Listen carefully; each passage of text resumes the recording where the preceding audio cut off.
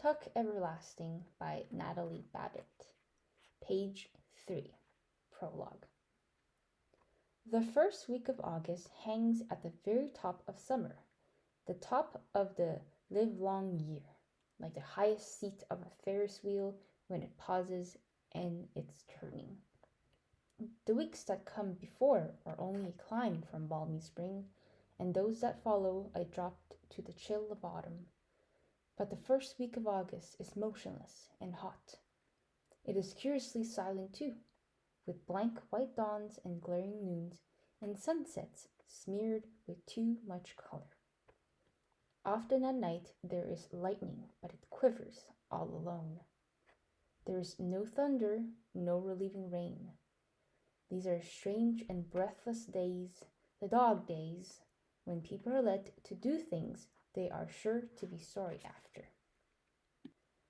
One day at that time, not so very long ago, 3 things happened, and at first there appeared to be no connection between them.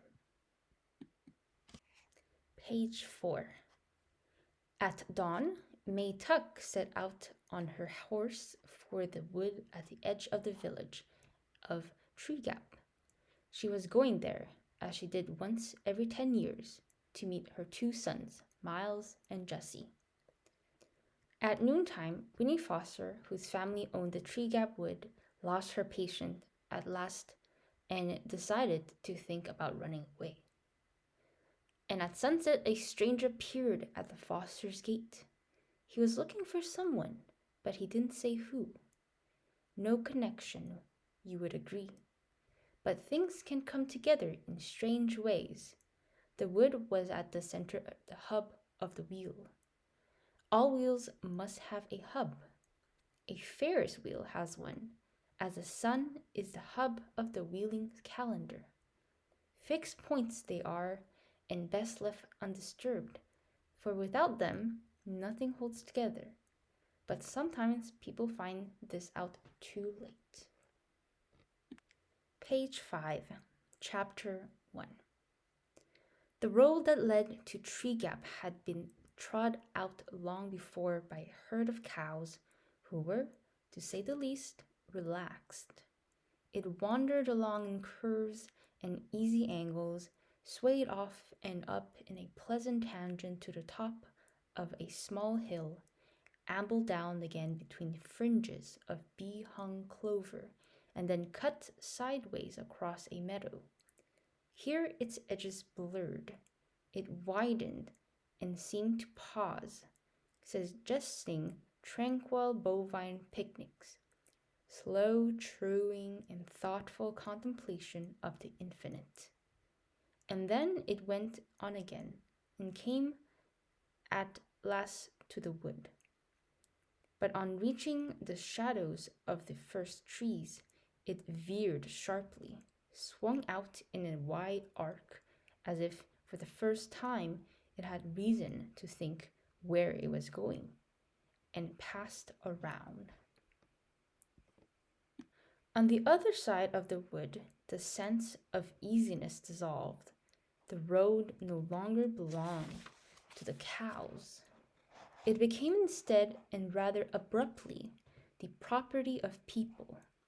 And all at once the sun was uncomfortably hot, the dust oppressive, and the meager grass along its edges somewhat raged and forlorn. On the left stood the first house, a square, unsolid cottage, with a touch-me-not appearance, surrounded by grass cut painfully to the quick and enclosed by a capable iron fence, some 4 feet high, which clearly said, "Move on, we don't want you here." So the road went humbly by and made its way past cottages, more and more frequent but less and less forbidden, into the village. But the village doesn't matter, except for the jailhouse and the gallows. The first house only is important. The first house, the road, and the wood. There was something strange about the wood. If the look of the first house suggested that you'd better pass it by, so did the look of the wood, but for quite a different reason.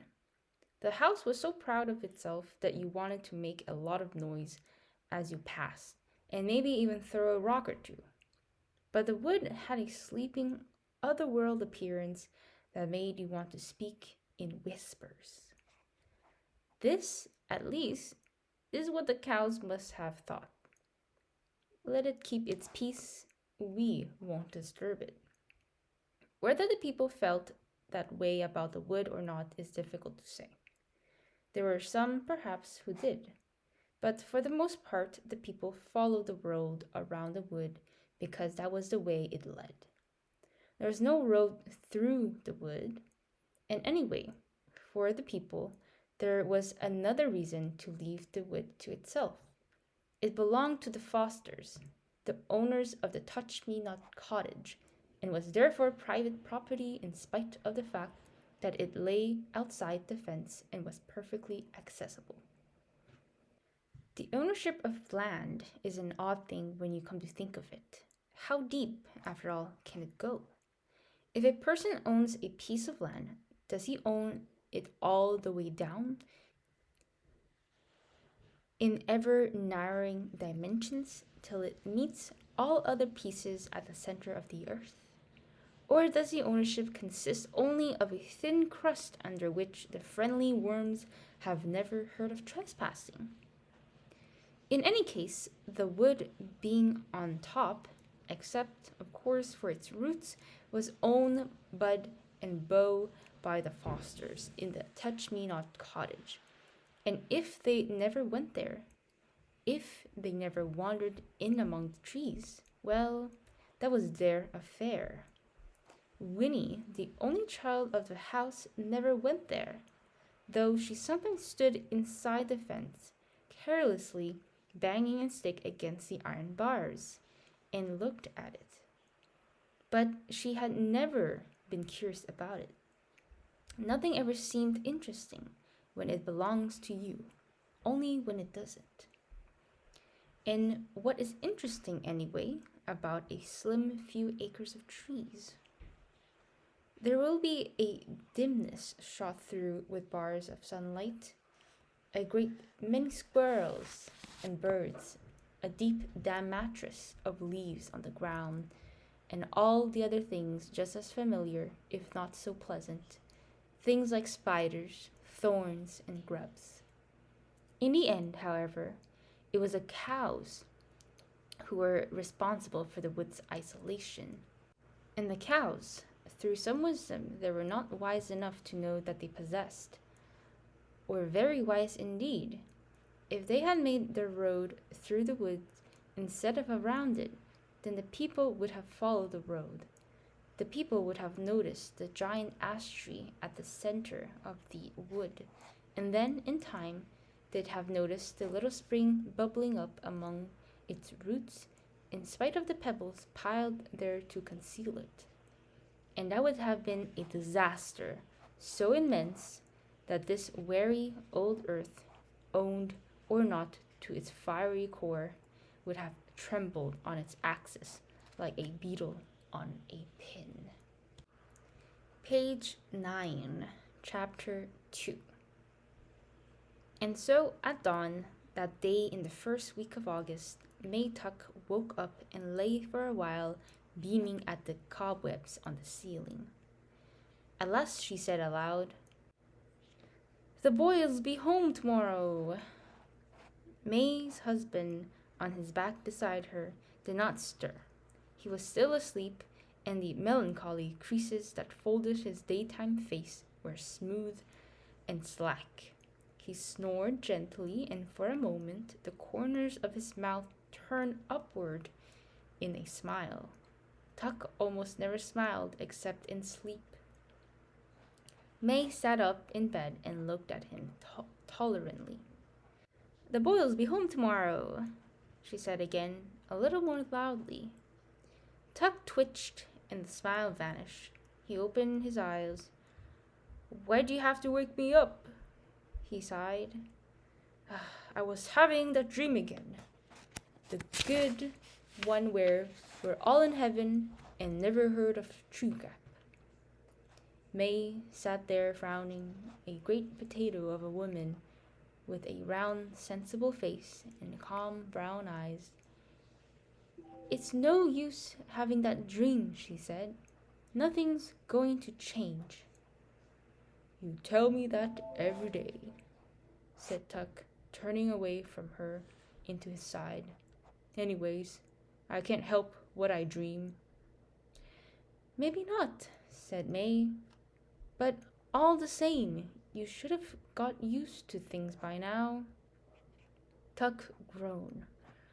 Ugh, I'm going back to sleep, he said. Not me, said May. I'm going to take the horse and go down the wood to meet them. Meet who? The boys, Tuck, our sons. I'm going to ride down to meet them. Better not do that, said Tuck. I know, said May, but I just can't wait to see them.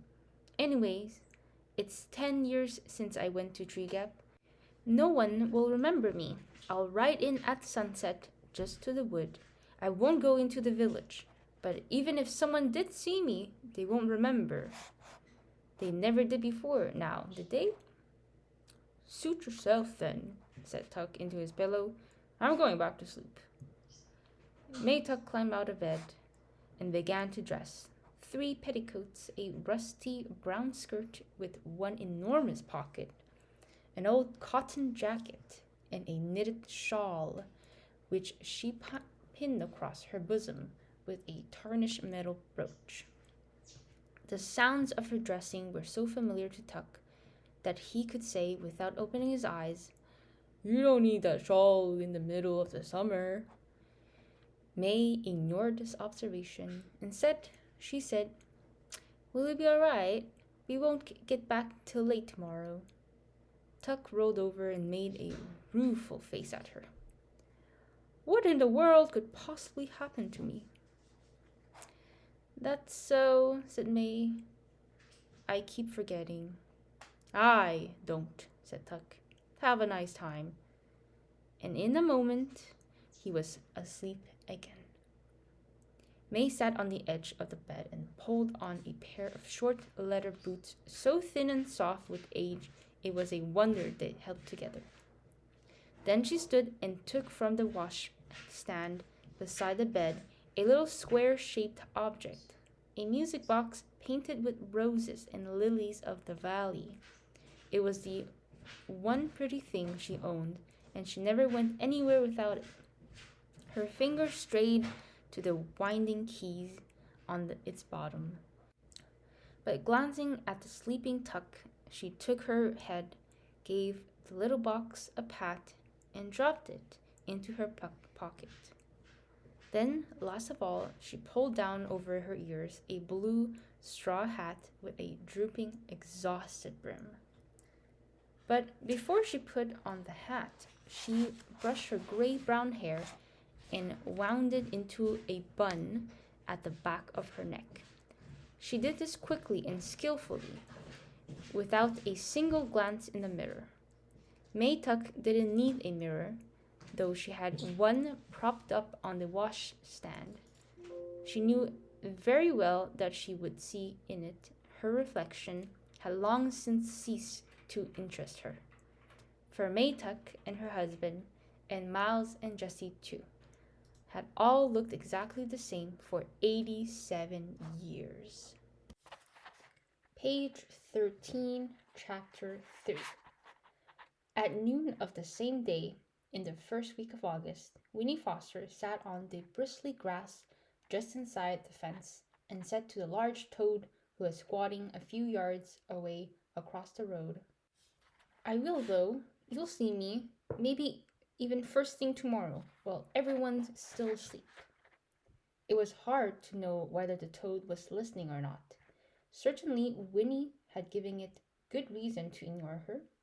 She had come out to the fence, very cross, very near the boiling point on a day that was itself near to boiling, and had noticed the toad at once. It was the only living thing in sight except for a stationary cloud of hysterical gnats suspended in the heat above the road.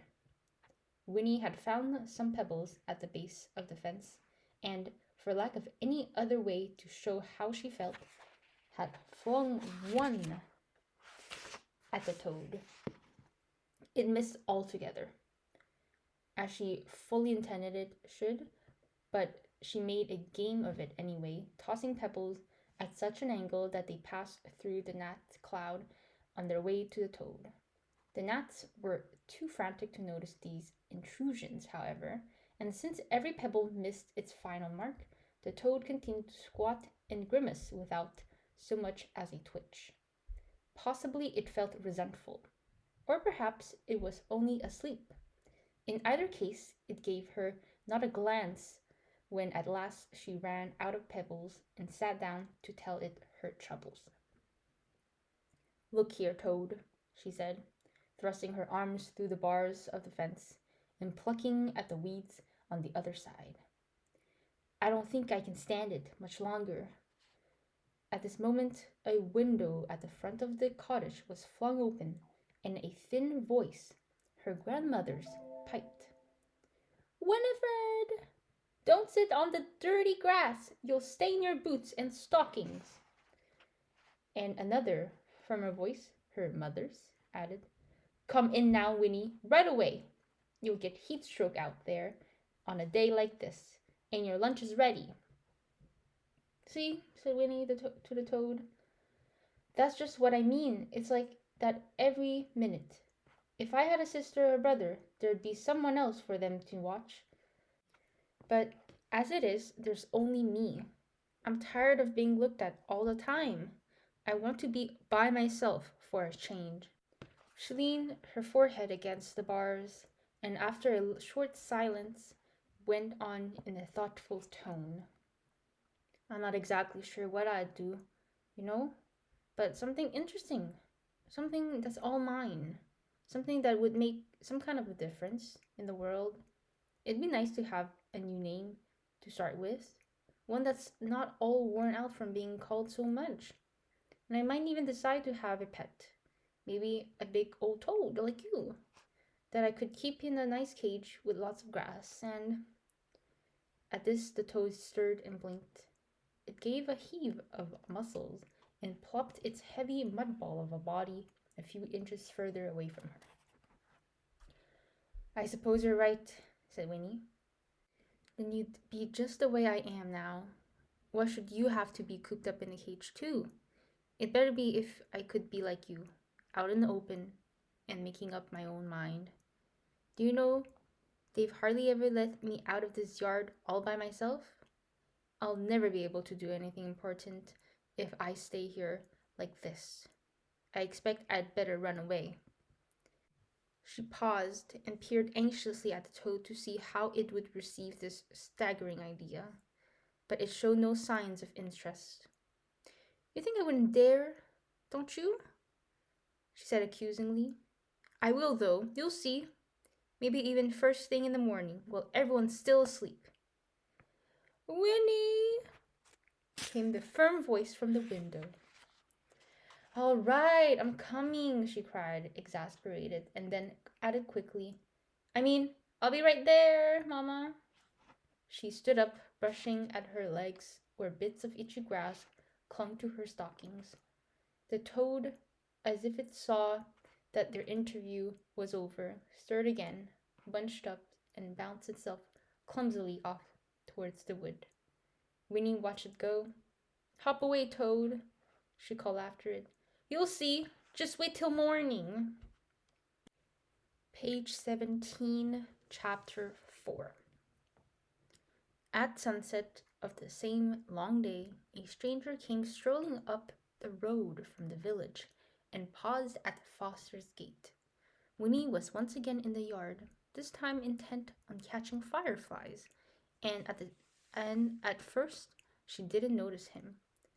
But after a few moments of watching her, he called out, "Good evening." He was remarkably tall and narrow, the stranger standing there. His long chin faded into a thin, apologetic beard, but his suit was a jaunty yellow that seemed to glow a little in the fading light.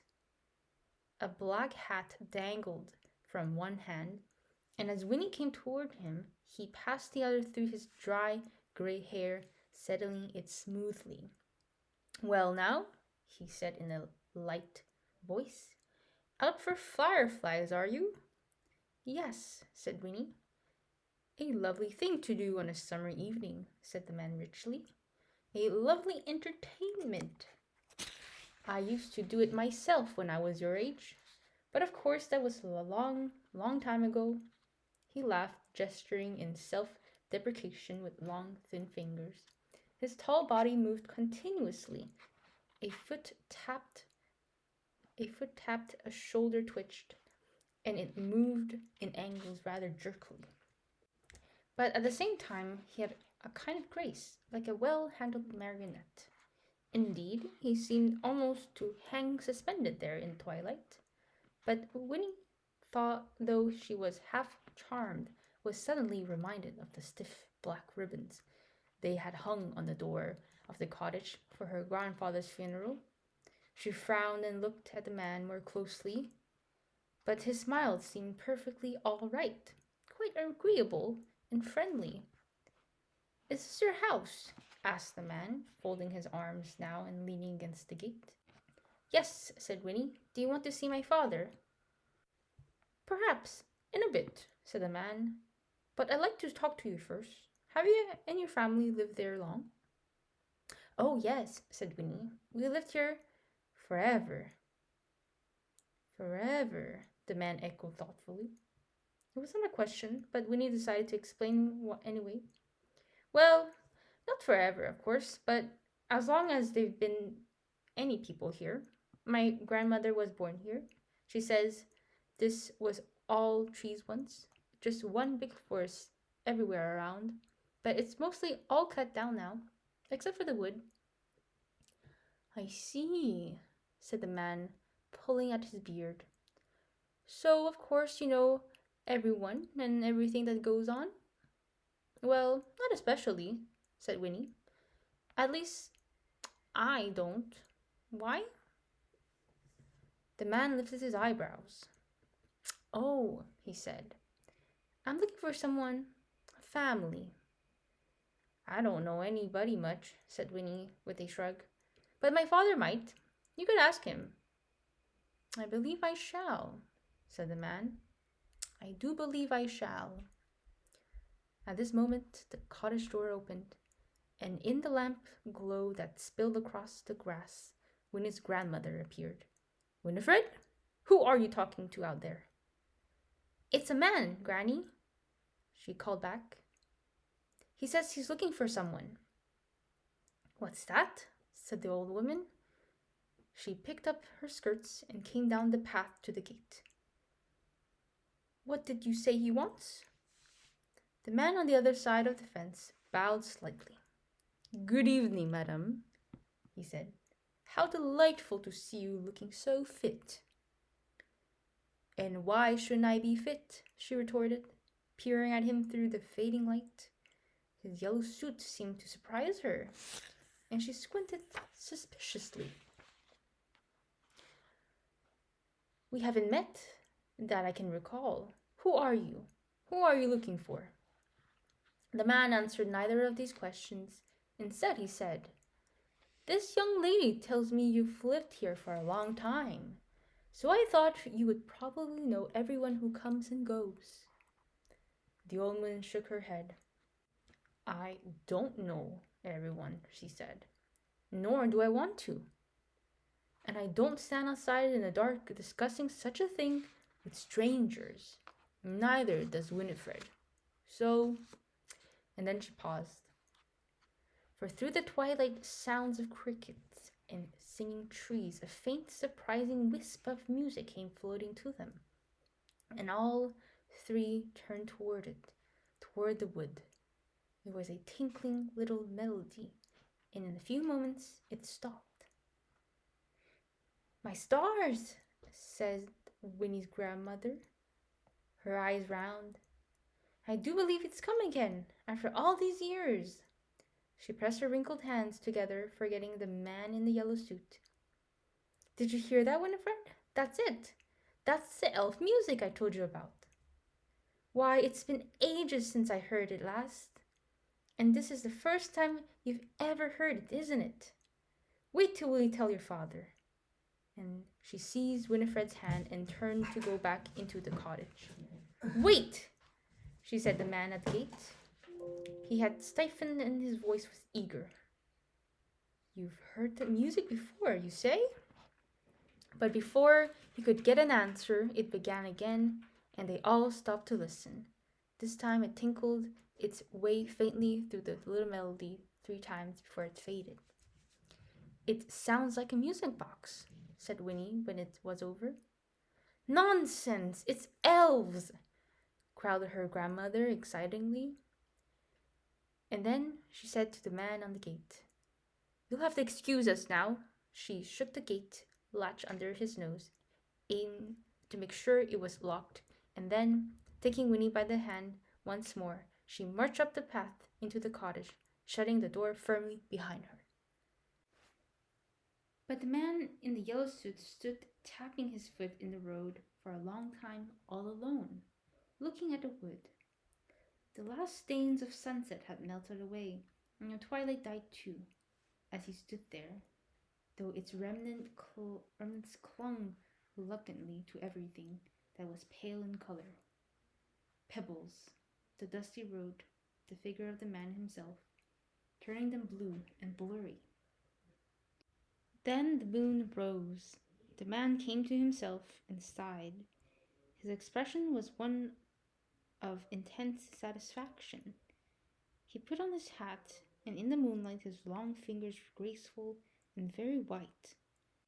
Then he turned and disappeared down the shadowy road, and as he went he whistled, very softly, the tinkling little melody from the wood.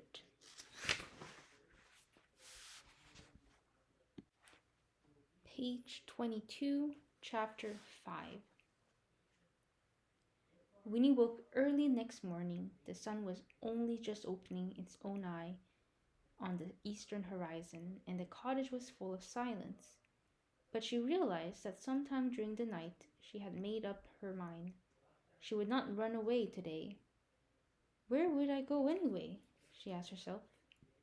There's nowhere else I really want to be. But in another part of her head, the dark part where her older fears were housed, she knew there was another sort of a reason for staying at home. She was afraid to go away alone. It was one thing to talk about being by herself, doing important things, but quite another when the opportunity arose. The characters in the stories she read always seemed to go off without a thought or care. But in real life, well, the world was a dangerous place. People were always telling her so, and she would not be able to manage without protection. They were always telling her that too. No one ever said precisely what it was that she would not be able to manage, but she did not need to ask. Her own imagination supplied the horrors. Still, it was Galen, this having to admit she was afraid, and when she remembered the toad, she felt even more disheartened. What if the toad should be out by the fence again today?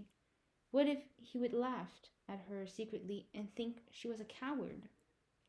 Well, anyway, she could at least slip out right now, she decided, and go into the wood to see if she could discover what had really made that music the night before. That would be something anyway. She did not allow herself to consider the idea that making a difference in the world might require a bolder venture. She merely told herself consolingly, Of course, while I'm in the wood, if I decide never to come back, well then, that will be that.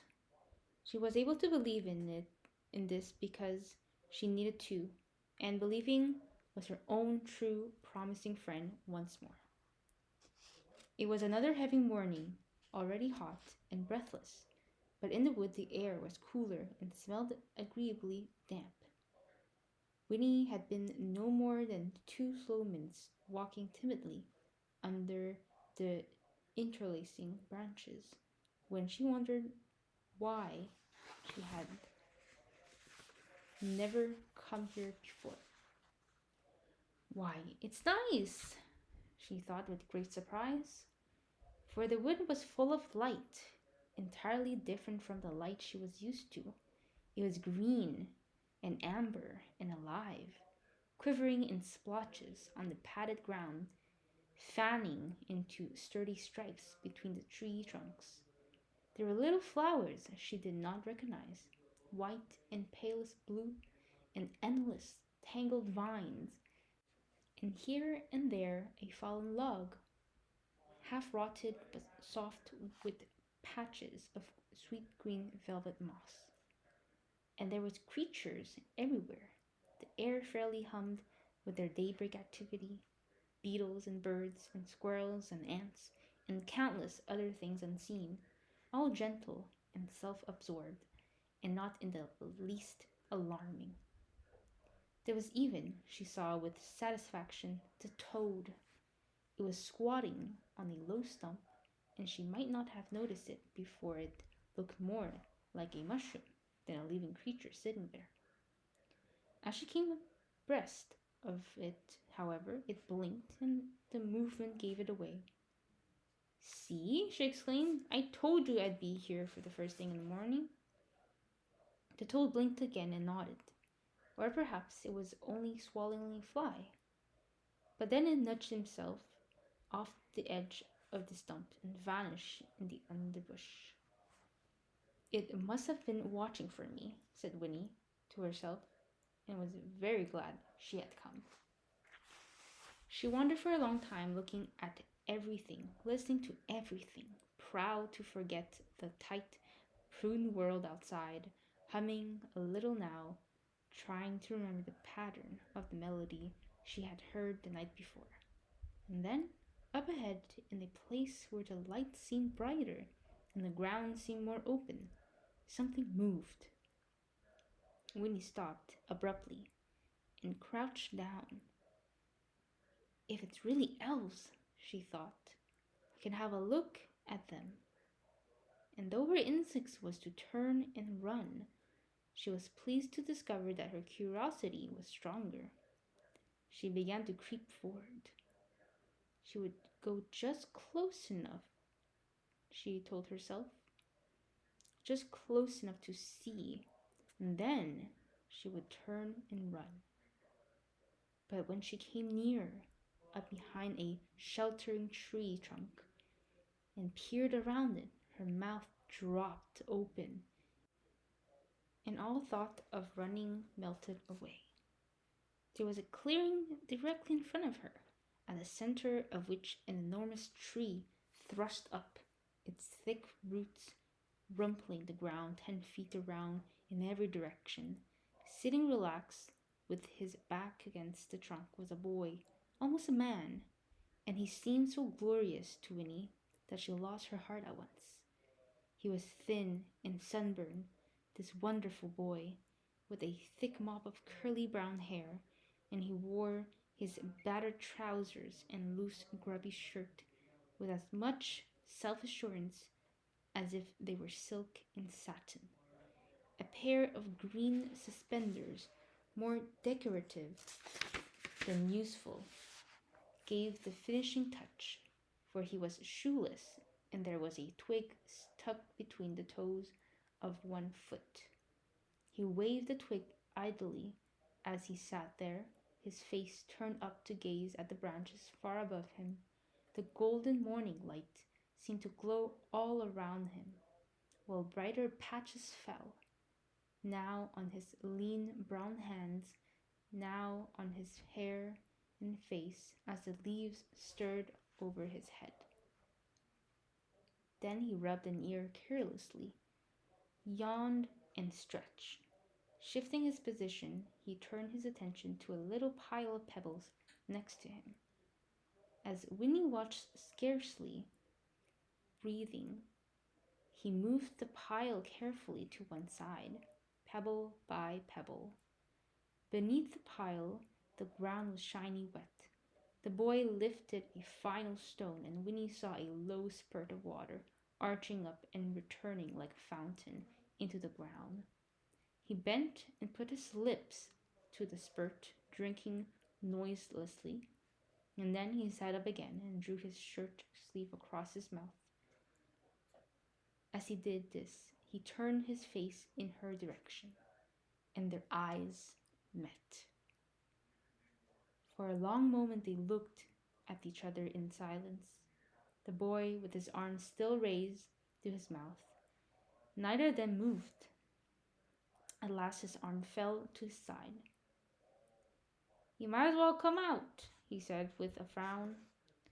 Winnie stood up, embarrassed, and because of that, resentful. "I didn't mean to watch you," she protested as she stepped into the clearing. "I didn't know anyone would be here." The boy eyed her as she came forward. "What are you doing here?" he asked sternly. "It's my wood," said Winnie, surprised by the question. "I can come here whenever I want to. At least I was never here before, but I could have come any time." "Oh," said the boy, relaxing a little. "You're one of the Fosters, then." "I'm Winnie," she said. "Who are you?" "I'm Jesse Tuck," he answered. "How do?" And he put out his hand. Winnie took his hand, staring at him. He was even more beautiful up close. "Do you live nearby?" she managed to at last, letting go of his hand reluctantly. "I never saw you before. Do you come here a lot?" "No one's supposed to. It's our wood." Then she added quickly, "It's all right, though, if you come here. I mean, it's all right with me." The boy grinned. "No, I don't live nearby, and no, I don't come here often, just passing through. And thanks, I'm glad it's all right with you." "That's good," said Winnie irrelevantly. She stepped back and sat down primly a short distance from him. "How old are you anyway?" she asked, squinting at him. There was a pause. At last he said, "Why would you want to know?" "I just wondered," said Winnie. "All right, I'm 104 years old," he told her solemnly. "No, I mean really," she persisted. "Well then," he said, "if you must know, I'm 17. 17? That's right." "Oh," said Winnie hopelessly. 17. That's old." "You have no idea," he agreed with a nod. Winnie had the feeling he was laughing at her, but decided it was a nice kind of laughing. "Are you married?" she asked next. This time he laughed out loud. "No, I'm not married. Are you?" Now it was Winnie's turn to laugh. "Of course not," she said. "I'm only 10, but I'll be 11 pretty soon." "And then you'll get married," he suggested. Winnie laughed again, her head on one side, admiring him. And then she pointed to the spurt of water. "Is that good to drink?" she asked. "I'm thirsty." Jessie Tuck's face was instantly serious. "Oh, that. No, no, it's not," he said quickly. "You mustn't drink from it. Comes right up out of the ground. Probably pretty dirty." And he began to pile the pebbles over it again. "But you drank some," Winnie reminded him. "Oh, did you see that?" He looked at her anxiously. "Well, me, I'll drink anything. I mean, I'm used to it. It wouldn't be good for you, though." "Why not?" said Winnie. She stood up. "It's mine anyway. If it's in the wood, I want some. I'm about dry as dust." And she went to where he sat and knelt down beside the pile of pebbles. "Believe me, Winnie Foster," said Jessie, "it would be terrible for you if you drank any of this water. Just terrible. I can't let you." "Well, I still don't see why not," said Winnie plaintively. "I'm getting thirstier every minute. If it didn't hurt you, it wouldn't hurt me. If Papa was here, he'd let me have some." "You're not going to tell him about it, are you?" said Jessie. His face had gone very pale under its sunburn. He stood up and put a bare foot firmly on the pile of pebbles. I knew this would happen sooner or later. Now, what am I going to do? As he said this, there was a crashing sound among the trees, and a voice called, Jessie? Thank goodness, said Jessie, blowing out his cheeks in relief. Here comes Ma and Miles. They'll know what to do. And sure enough, a big, comfortable-looking woman appeared, leading a fat old horse, and at her side was a young man almost as beautiful as Jessie. It was May Tuck with her other son, Jessie's other Jessie's older brother, and at once when she saw the two of them, Jessie with his foot on the pile of pebbles and Winnie on her knees beside him, she seemed to understand. Her hand flew to her bosom, grasping at the old brooch that fastened her shawl, and her face went bleak. Well, boys, she said, here it is. The worst is happening at last.